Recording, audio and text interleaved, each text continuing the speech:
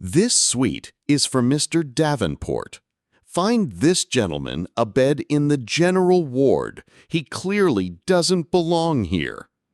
These words were spoken to a man in a simple hoodie seeking medical care at an exclusive hospital, but the doctors and administrators had no idea they were discriminating against the very person who built the entire institution. What started as blatant racism in a VIP medical suite escalated into public humiliation, physical threats, and a desperate administrator's confession that exposed a corrupt shadow system prioritizing wealth over human life. But when this patient finally revealed his true identity and activated a secret surveillance protocol that had been recording everything, the justice that followed didn't just destroy careers, it triggered a federal investigation that transformed the entire healthcare industry.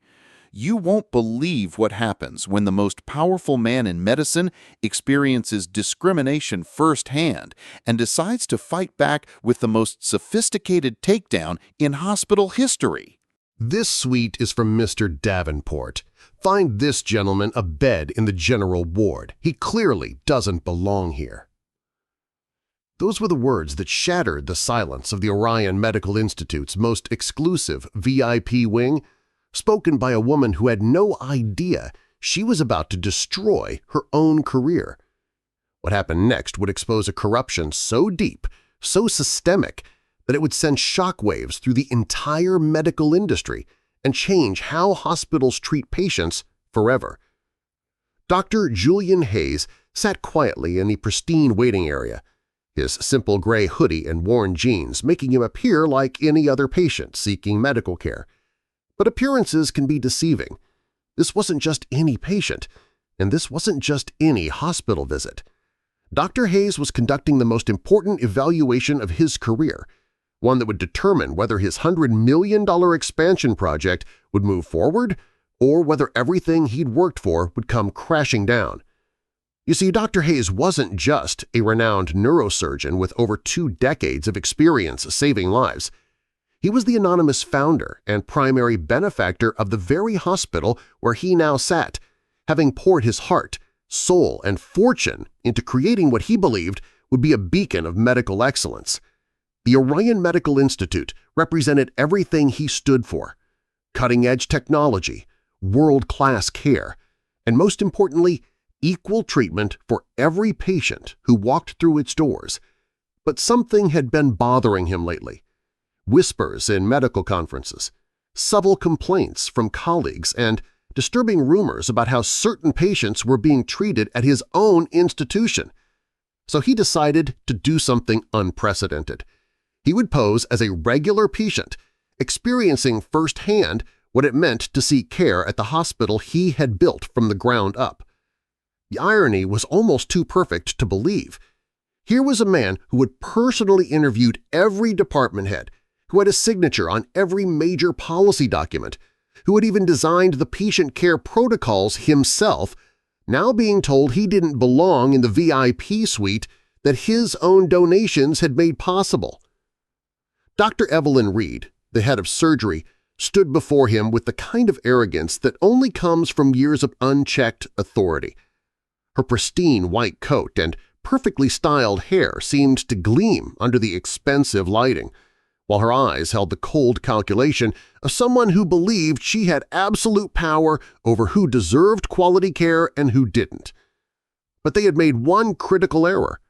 They had underestimated the quiet man in the hoodie, assuming that his humble appearance meant he lacked power, influence, or the ability to hold them accountable for their actions. They were about to learn that some of the most powerful people in the world prefer to blend in rather than stand out, and that true authority doesn't always announce itself with expensive clothes and flashy displays of wealth. As Dr. Hayes calmly reached for his appointment confirmation, his mind was already working through the implications of what he was witnessing. This wasn't just about him anymore.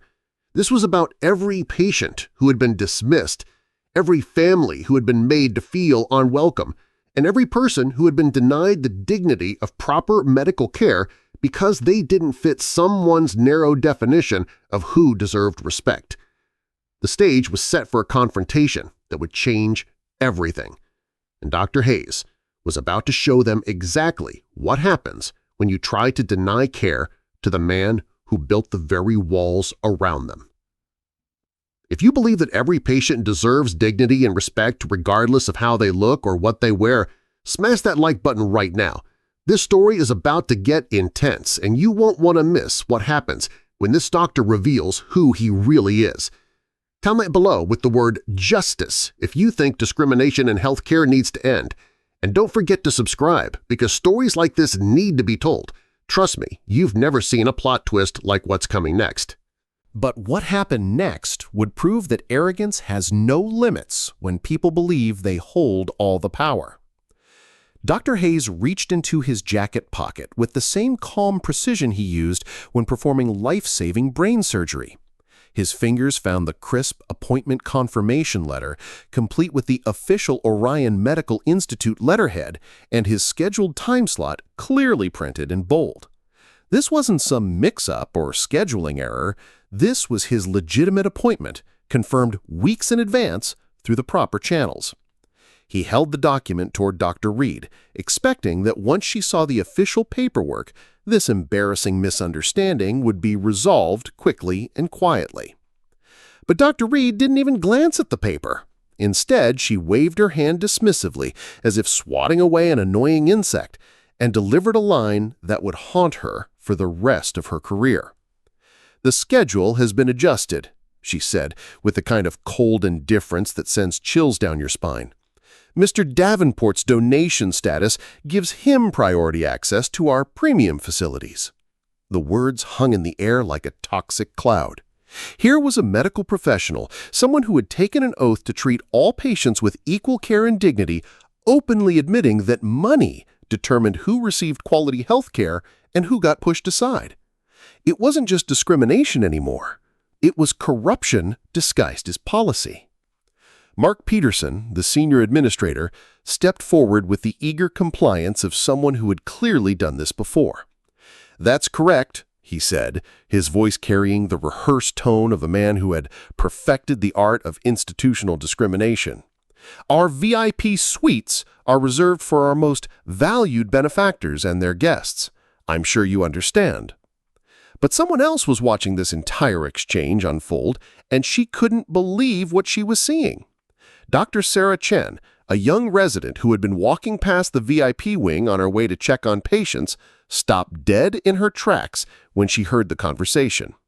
As someone who had entered medicine to help people, regardless of their background or bank account, what she witnessed violated everything she believed in. Dr. Chen quietly pulled out her phone and accessed the hospital's internal scheduling system.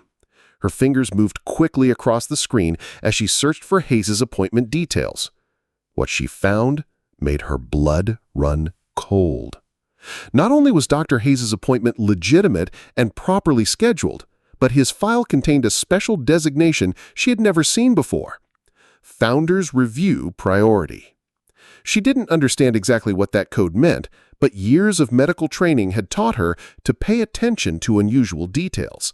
Something about this entire situation felt wrong, and every instinct she had developed as a doctor was screaming that a serious injustice was taking place. Meanwhile, seated across the waiting area, Margaret Williams clutched her purse tighter as she watched the scene unfold. She had brought her elderly father to this expensive hospital, hoping he would receive the best possible care for his heart condition. But what she was witnessing made her question everything about this place that charged premium prices while apparently operating with bargain basement values. Margaret had seen enough discrimination in her 62 years to recognize it immediately. The way Dr. Reed refused to even look at the man's paperwork, the administrator's smug confidence, and the wealthy donor's entitled smirk all painted a picture she knew too well. This wasn't about scheduling conflicts or medical priorities. This was about power, prejudice, and the dangerous belief that some people matter more than others. As Dr. Hayes stood there, still holding his ignored appointment confirmation, He felt the familiar weight of a decision that would change everything. He could walk away, reschedule, and pretend this never happened. Or he could stay and see exactly how deep this corruption ran in the institution he had built to be a beacon of hope and healing. The choice he made next would expose a scandal that reached far beyond one afternoon in a hospital waiting room, revealing a system so broken that it would take nothing short of a complete transformation to fix it. What nobody in that room realized was that Dr. Hayes was about to activate the most sophisticated surveillance system they had ever seen. Instead of arguing or demanding to speak to a manager like most people would, Dr. Hayes made a choice that revealed the strategic mind of someone who had spent decades solving complex problems under pressure. He remained completely calm, his expression never changing, as he slowly reached for a smartphone. But this wasn't just any phone call he was about to make. Dr. Hayes opened what appeared to be a simple medical app, but the interface that appeared on his screen would have made government intelligence agencies jealous. The app was called Project Nightingale, and it was his own creation, designed specifically to monitor patient care quality across his medical facilities. With a single tap, he activated live observation mode, a feature that had never been used before but was about to change everything. The moment he pressed that button, every security camera in the VIP wing began streaming directly to a private server that only he controlled. But it wasn't just video. The system was recording audio, documenting timestamps, and even analyzing voice patterns to detect emotional stress and deception. Every word Dr. Reed had spoken, every dismissive gesture, every moment of this discriminatory encounter was now being captured in crystal clear detail. But Dr. Hayes wasn't finished. He opened his contacts and found a number simply listed as Foundation Director. His fingers moved quickly across the screen as he typed a message that would send shockwaves through the hospital's leadership. Nightingale is active. Monitor and log everything. Prepare for full organizational review. Miles away in a downtown office building, Dr. Patricia Morse, the director of the Hayes Foundation, felt her phone buzz with an alert she had hoped never to receive. The Nightingale Protocol was something they had discussed in theory, but never implemented. It meant that discrimination or ethical violations were occurring at one of their facilities, and Dr. Hayes himself was witnessing it firsthand. Within seconds, Dr. Morse was watching the live feed from the hospital's cameras, her heart sinking as she realized the full scope of what was happening. She immediately activated the Foundation's emergency response team, knowing that what they were documenting would likely result in congressional hearings and federal investigations. Back in the hospital waiting room, Dr. Chen was conducting her own investigation. The Founders Review Priority designation in Dr. Hayes' file had triggered her curiosity, and she was determined to understand what she was seeing. Using her medical credentials, she accessed the hospital's administrative database and began searching for any other patients with similar designations. What she discovered made her hands shake as she held her phone. Dr. Hayes wasn't just any patient. His medical file contained credentials that identified him as a world-renowned neurosurgeon. But more importantly, there were financial records showing massive donations to the hospital dating back to its founding. The pieces of the puzzle were starting to come together, and Dr. Chan realized she was witnessing something that would make medical history. Margaret Williams, still clutching her purse in the waiting area, couldn't stand by and watch this injustice continue. She had brought her own phone out and was discreetly recording the conversation, her grandmother's voice echoing in her mind. When you see wrong being done, you have a duty to stand up. She had no idea that her amateur video would become crucial evidence in what was about to unfold.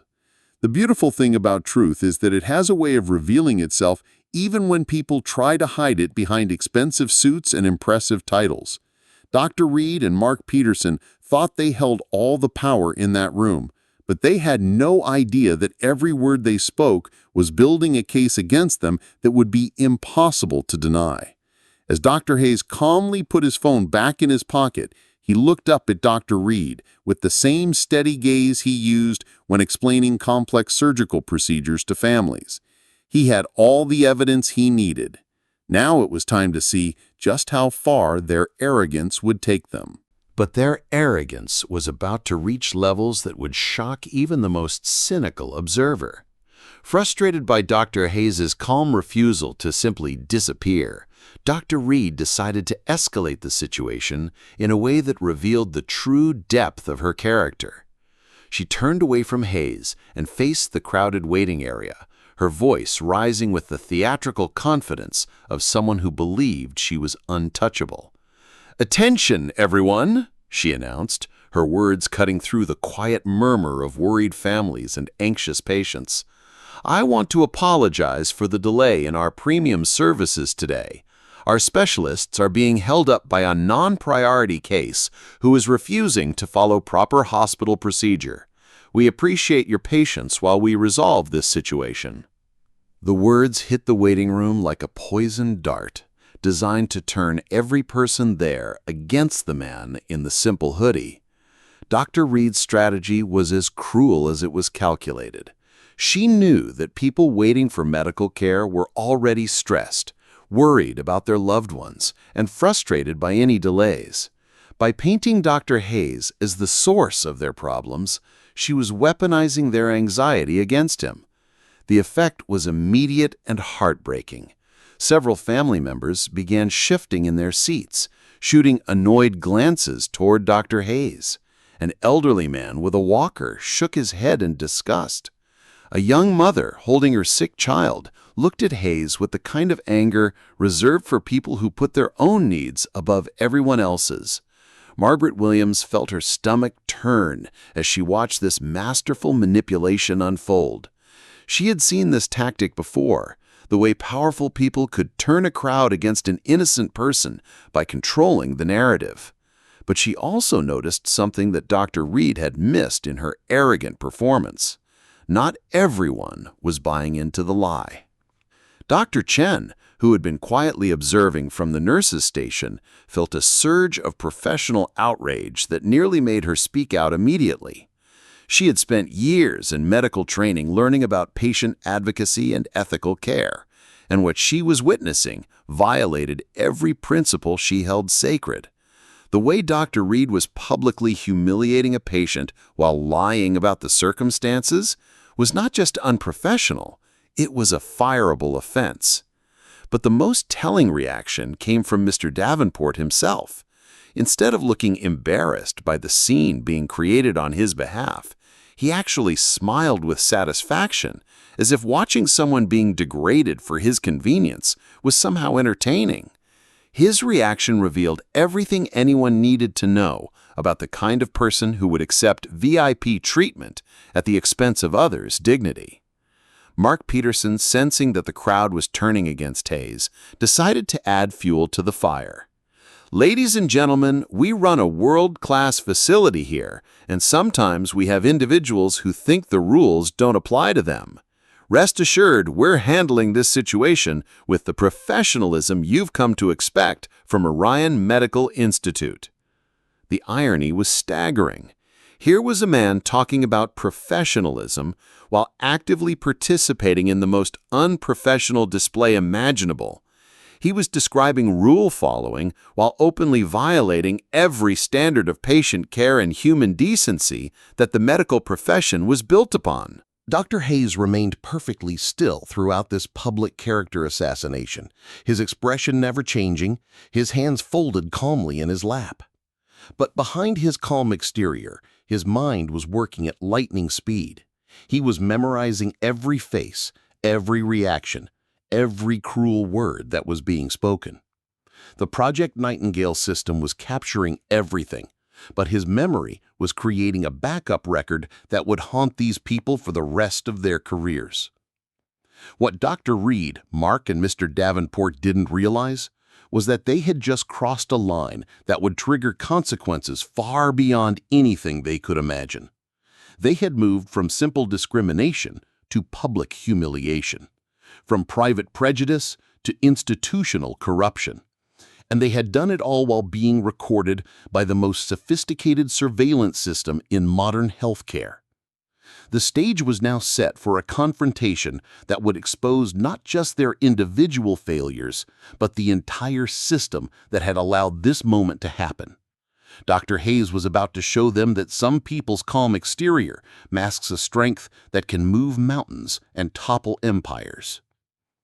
If this public humiliation is making your blood boil, you're feeling exactly what Dr. Hayes felt in that moment.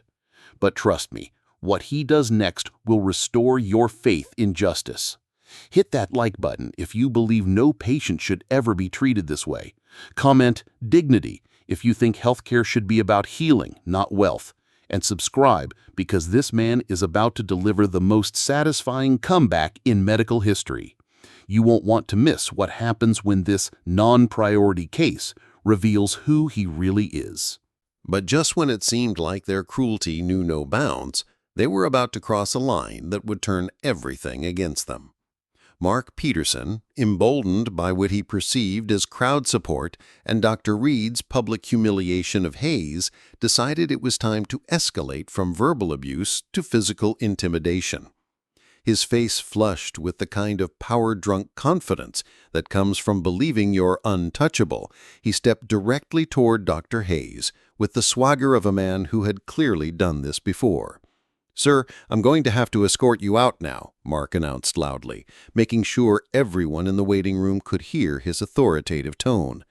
But it wasn't just his words that sent a chill through the room. It was the way he said them, with the casual menace of someone who was used to using his position to physically remove people who didn't fit his vision of who belonged in his hospital. As Mark reached out his hand toward Dr. Hayes' arm, preparing to grab him and force him to leave, something extraordinary happened that nobody in that room could have predicted. The very people who, moments before, had been glaring at Hayes with annoyance and frustration, suddenly saw the situation for what it really was: a powerful administrator preparing to physically assault a patient for the crime of seeking medical care while black. Margaret Williams, who had been watching this entire disgusting display unfold, felt something snap inside her. At 62 years old, she had seen enough injustice in her lifetime to recognize the moment when someone needed to take a stand. Without hesitation, she rose from her chair with the dignity of a woman who had raised 5 children and buried a husband, and stepped directly between Mark and Dr. Hayes. "You will not touch him," she said, her voice carrying the authority of someone who had spent decades teaching Sunday school and wouldn't tolerate bullying in any form. "We all saw what you did. We heard your lies, and we watched you try to humiliate this man for no reason other than the color of his skin and the clothes he's wearing." Her words cut through the tension like a surgeon's scalpel, precise and devastating. Margaret's intervention wasn't just brave, it was transformative. In that moment, she had given voice to what many people in the room were feeling, but were too intimidated to express. She had called out the elephant in the room that everyone could see, but nobody wanted to acknowledge. The effect was immediate and powerful. Several other people in the waiting room began shifting uncomfortably, suddenly seeing the situation through Margaret's eyes rather than through Dr. Reed's manipulative narrative. An elderly gentleman with a cane nodded approvingly at Margaret's courage. A young father holding his daughter's hand whispered, "That's right," under his breath. But the most significant response came from Dr. Chen, who had been wrestling with her conscience from the nurse's station. Seeing Margaret's courage gave her the strength to do what her medical training and personal ethics demanded. She walked directly into the waiting area and positioned herself beside Margaret, creating what would later be remembered as the moral wall that changed everything. "His referral is valid," Dr. Chen announced, her voice steady despite the fact that she was risking her career by confronting her superiors in front of patients and families. What you are doing is a violation of medical ethics, patient rights, and basic human decency. This man has done nothing wrong except seek medical care at a hospital that is supposed to treat all patients with equal respect." The young resident's words carried the weight of professional authority that even Dr. Reed couldn't easily dismiss. Here was a doctor, trained in the same system, calling out the behavior as unethical and illegal. Dr. Chen's intervention transformed the dynamic completely, turning what had been a patient versus administration conflict into a professional ethics challenge that threatened to expose the entire corrupt system. Mark Peterson found himself frozen in an impossible position. His hand was still extended toward Dr. Hayes, but now he had two women blocking his path, one of them a medical professional who was publicly accusing him of ethical violations.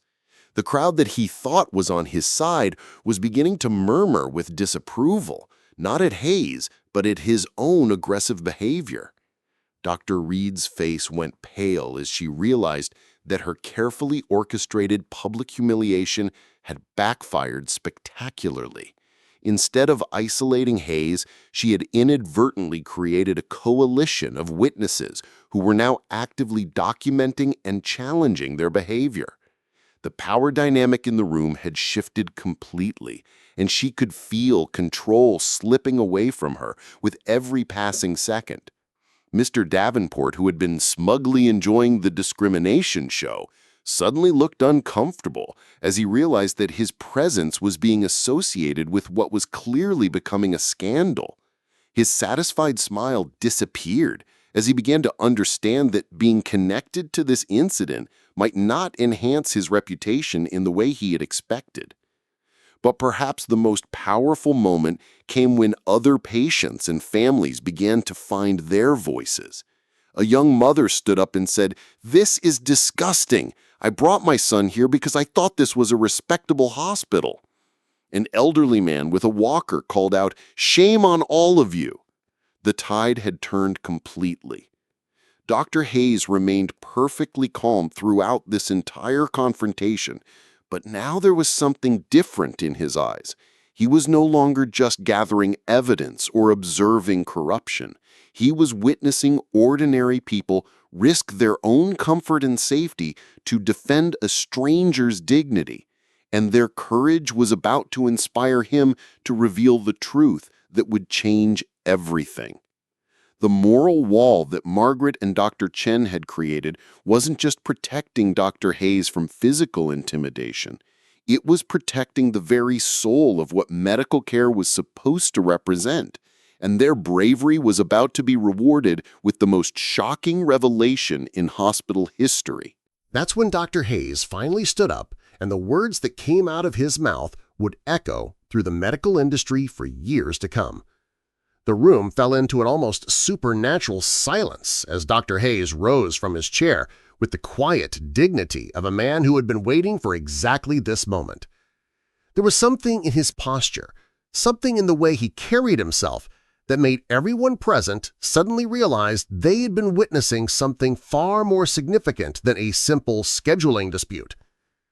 Dr. Hayes looked directly at Dr. Reed, then at Mark Peterson, and finally at Mr. Davenport, his gaze steady and unwavering.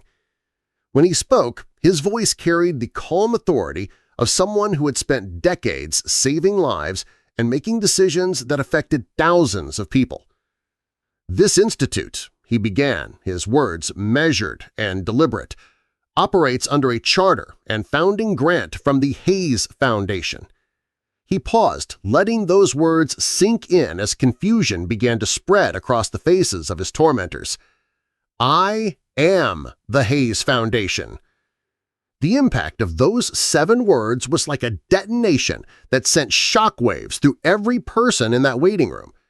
Dr. Reed's face went from pale to completely white, as if all the blood had suddenly drained from her body. Mark Peterson's mouth fell open in a way that would have been comical if the situation weren't so serious. Mr. Davenport looked like he had just seen his own ghost. But Dr. Hayes wasn't finished. Without breaking eye contact, he pulled out his phone and placed a call that everyone in the room could hear. The phone rang twice before a crisp, professional female voice answered. "Julian, I'm here. The board is watching the Nightingale feed live. We are activating Protocol Omega." The voice belonged to Dr. Patricia Morse, the Foundation Director, and her words confirmed what everyone was beginning to understand. This wasn't just the founder of their hospital standing before them. This was a man who had been systematically documenting every moment of their discrimination, every word of their cruelty, and every second of their unprofessional behavior. "Protocol Omega?" Mark stammered, his voice cracking like a teenager's. The swagger and confidence that had defined his personality just moments before had evaporated completely, replaced by the trembling fear of a man who suddenly realized his career was over.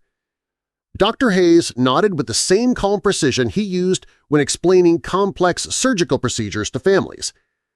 "Protocol Omega is a clause written into the hospital charter that I personally drafted 15 years ago. It can only be activated by the founding benefactor, and it triggers an immediate ethics audit, leadership review, and potential federal investigation into discriminatory practices." The room was so quiet you could hear hearts beating. Margaret Williams, who had been the first to stand up for Dr. Hayes, felt tears streaming down her face as she realized what she had witnessed. She had seen a man of incredible power and influence choose to experience discrimination firsthand rather than simply trust reports or statistics. She had watched him endure public humiliation with dignity while secretly gathering evidence that would protect future patients from the same treatment. Dr. Chen stood frozen in amazement, finally understanding what the Founders Review Priority designation in his file had meant. She had just witnessed the man who had built this entire institution from the ground up experience the very discrimination that his policies were designed to prevent. More importantly, she had seen him choose to fight it, not with his wealth or position, but by empowering ordinary people to stand up for what was right. Dr. Reed tried to speak, her mouth opening and closing like a fish out of water, but no words came. How do you apologize for discriminating against the man who paid your salary? How do you explain away behavior that has just been documented by the most sophisticated surveillance system in modern healthcare? How do you justify humiliating the person whose vision and values were supposed to guide every decision made in this building?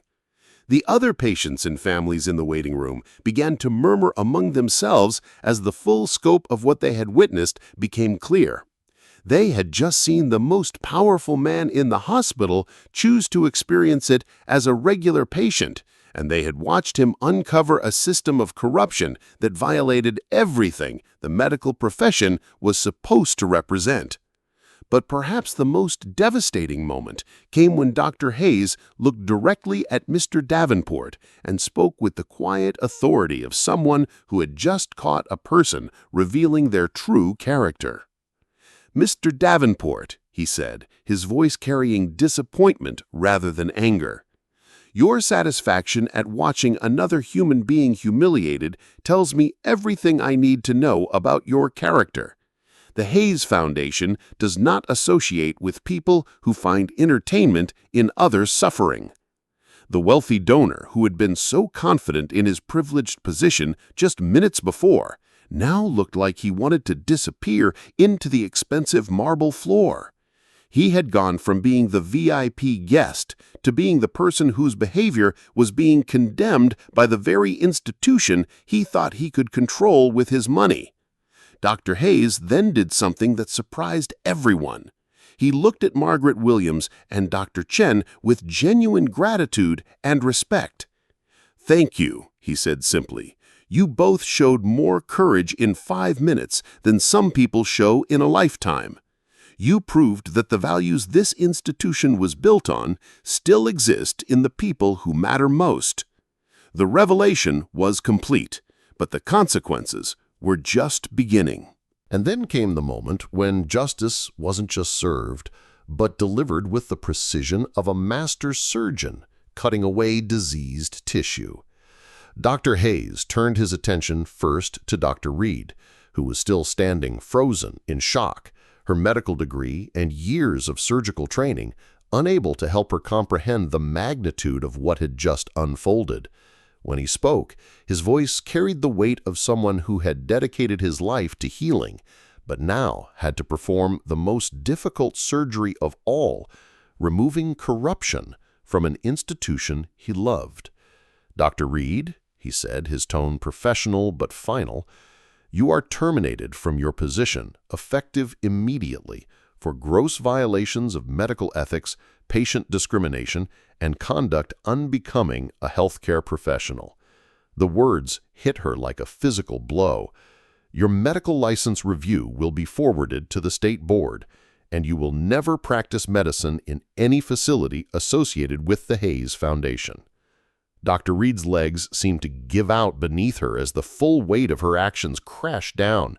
30 years of medical training, countless hours of residency, and a surgical career that had once seemed promising were ending in disgrace because she had chosen to judge a patient by his appearance rather than treat him with the dignity every human being deserved.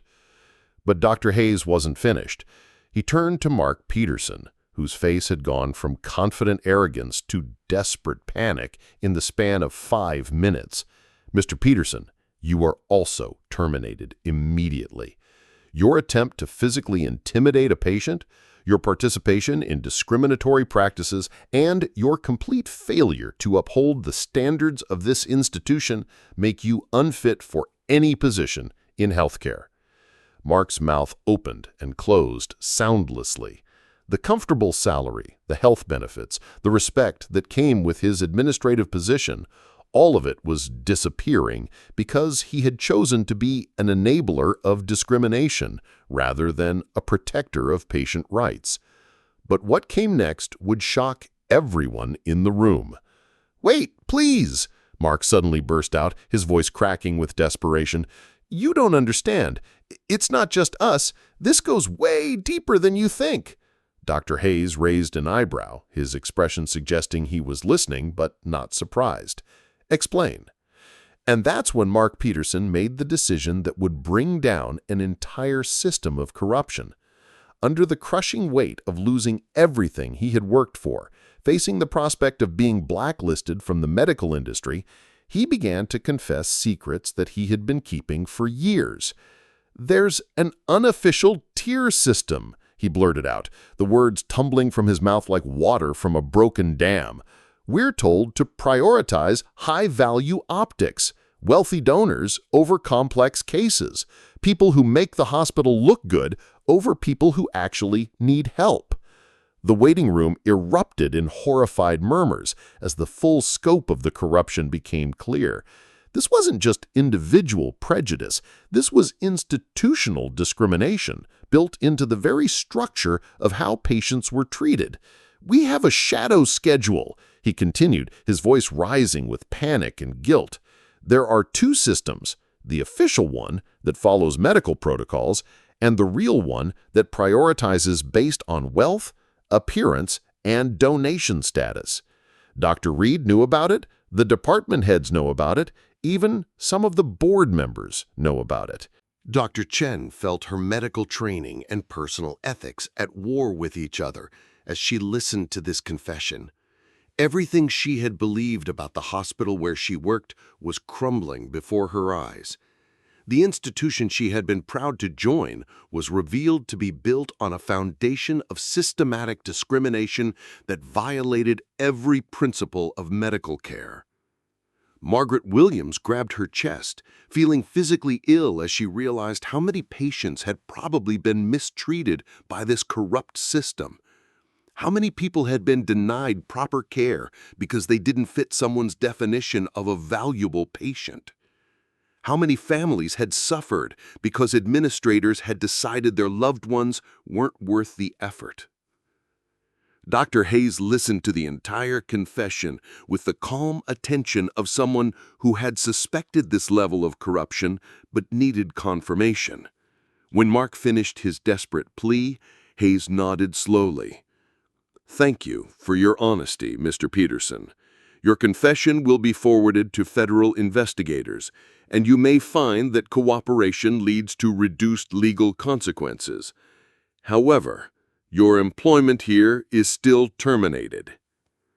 He then turned to Mr. Davenport, who had been trying to inch toward the exit during Mark's confession. "Mr. Davenport, your name is being removed from our donor list immediately. The Hayes Foundation returns donations from individuals whose values are incompatible with our mission of providing equal care to all patients. Your money cannot buy the right to watch others suffer." The wealthy donor's face turned red with indignation and embarrassment. He had come to the hospital expecting VIP treatment and royal deference, but instead found himself being expelled from an institution where his money was no longer welcome. But the most remarkable moment came when Dr. Hayes turned to Dr. Chen, his expression shifting from stern authority to genuine appreciation and respect. "Dr. Chen," he said, his voice warming considerably, "your courage in standing up for what's right, your willingness to risk your career to defend a patient's dignity, and your commitment to true medical ethics prove that you represent the future of healthcare that this institution was meant to foster." He paused, letting his words sink in before delivering news that would change her life forever.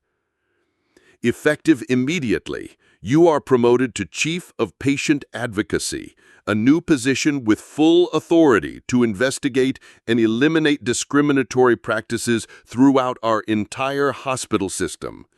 Your first assignment is to lead the Protocol Omega review that will restructure how we treat every patient who walks through our doors." Dr. Chen felt tears streaming down her face as she realized that her moment of moral courage had not only protected a patient, but had earned her the opportunity to protect countless future patients. She had gone from resident to department chief in 5 minutes, not because of politics or favoritism, but because she had chosen to do what was right when it mattered most. The justice was swift, decisive, and perfectly calibrated to address not just individual failures, but the systemic problems that had enabled them. But what happened next proved that sometimes one moment of truth can change an entire industry forever. 3 months after that fateful afternoon in the VIP waiting room, the ripple effects of Dr. Hayes' revelation were still sending shockwaves through the medical community across the entire nation. The foundation had kept their promise to make the incident public, releasing a comprehensive report that detailed not just what had happened that day, but the systematic investigation that followed. The foundation's public statement was unlike anything the healthcare industry had ever seen. Instead of the typical corporate damage control and lawyer-approved non-apologies that usually follow scandals, Dr. Hayes had authorized the release of actual footage from the Project Nightingale system, allowing the entire world to see exactly how discrimination operates in modern medical facilities. The video went viral within hours of its release, garnering over 50 million views in the first week alone. Medical professionals, civil rights activists, and ordinary citizens shared the footage with comments like, "This is why we need transparency in healthcare," and "Every hospital should have a system like this." The hashtag Project Nightingale became a rallying cry for patient advocacy groups across the country. But the real transformation happened inside the walls of the Orion Medical Institute itself. Dr. Chen, now Chief of Patient Advocacy, had spent those 3 months conducting the most comprehensive ethics review in hospital history. Working with a team of investigators, reformed policies, and advanced monitoring technology, she had systematically dismantled the corrupt tier system that had operated in the shadows for years.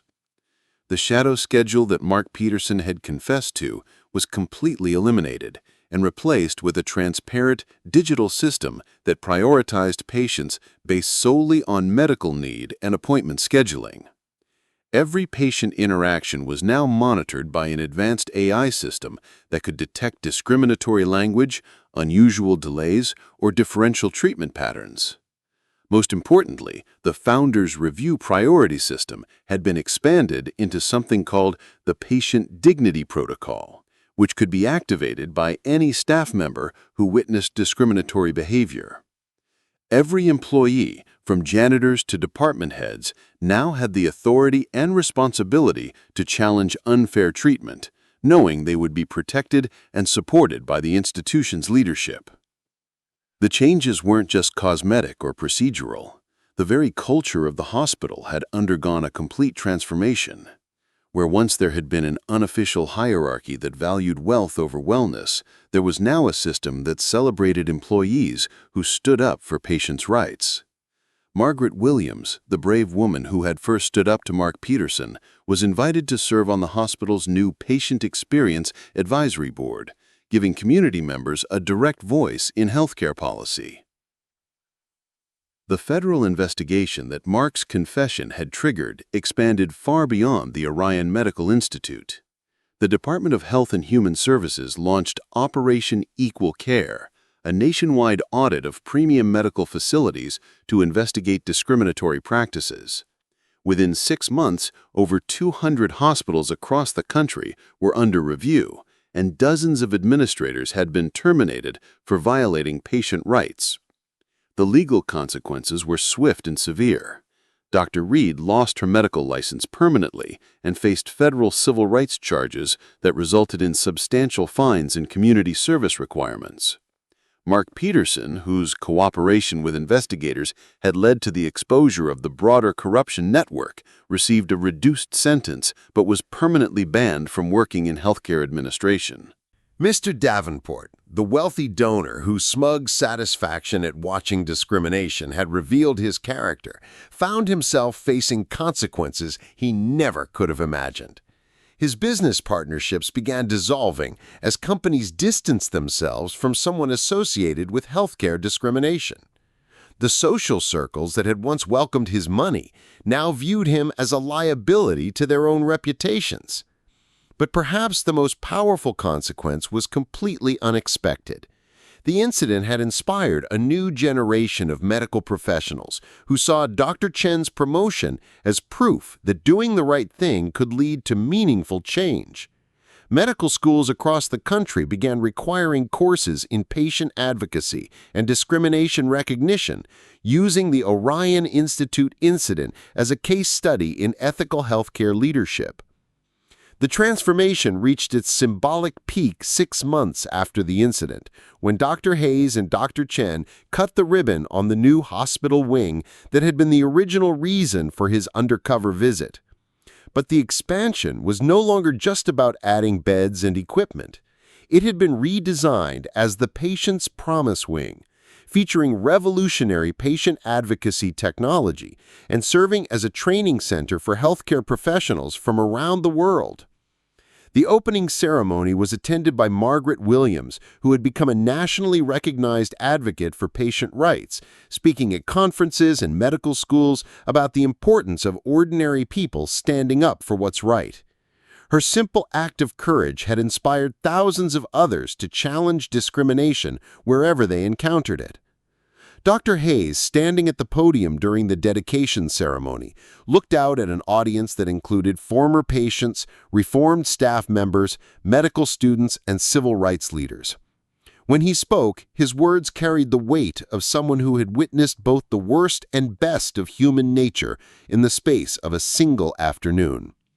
This wing stands as proof that healthcare discrimination can be defeated, but only when people of conscience choose courage over comfort, truth over convenience, and dignity over profit, he said.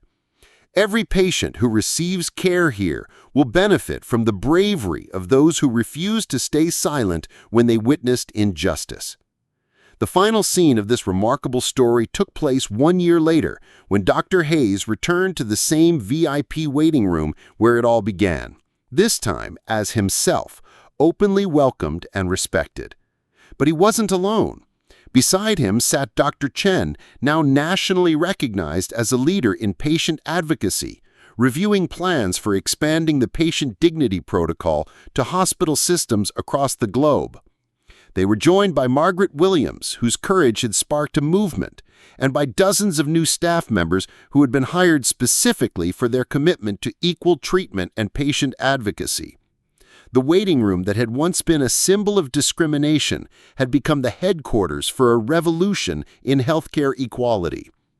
As they discussed plans for the future, Dr. Hayes smiled, knowing that sometimes the most powerful changes come not from grand gestures or massive reforms, but from ordinary people choosing to do extraordinary things when it matters most.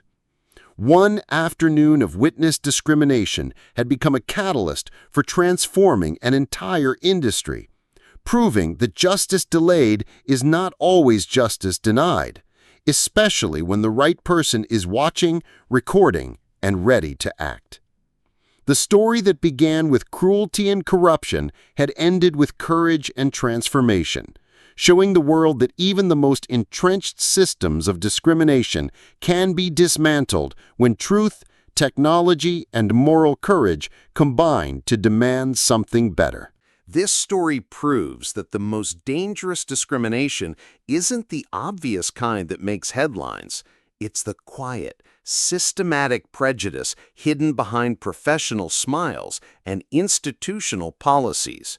Dr. Hayes could have used his wealth and status to demand VIP treatment from day one, but instead, he chose to experience what countless patients face every day, being judged not by their medical needs, but by their appearance and perceived social value.